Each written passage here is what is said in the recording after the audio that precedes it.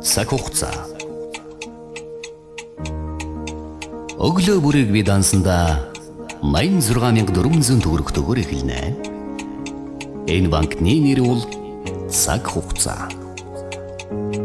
Аз жаргалтай амьдрал мөнхийн хөв заяаны хайцны байхын тулд олдсон энергинээсээ ухаалгаар хөрөнгө оруулж чадвал би өөрөө л хожно.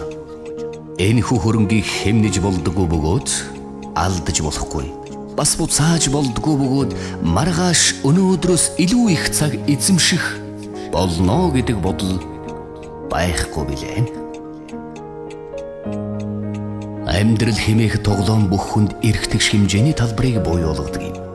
Тиймээс цагийг өөрчлөх боломжгүй учраа цаг хугацаанд хандах хандлагаа өөрчлөх хэрэгтэй болов. Бүхий л хүнд адилхан 86,400 секунд байдаг юм. Тиймээс 24 цаг таалбагтаж амьдар.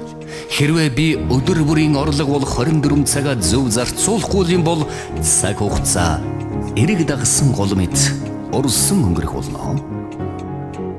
Тиймээс би ажиллаж хөдөлмөрлөхөд цаг гаргана.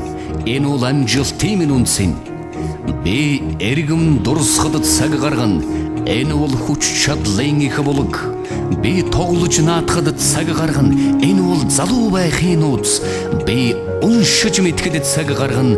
Энэ бол эрдэм мэдлэгийн үндэс. Би өөрийгөө хөгжүүлэхэд цаг гаргана. Энэ бол бүх асуултын минь хариулт билээ. 1 минутын үнцнийг мэдээ гэвэл онгоцноос хоцорсон нэгнээс асуу. 1 секундын үнцнийг мэдээ гэвэл Ослоос амьд гарсан хүнээс асуу. 1 дойлын үнцнийг мэдээ гэвэл Олимпийн мөнгө медальтнаас асуу.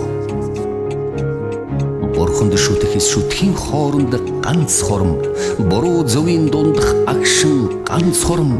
Энэ богино хормыг эрдэнэс мэдцэг нь эцсийн үр дүнд амьдралын утга ганц хором.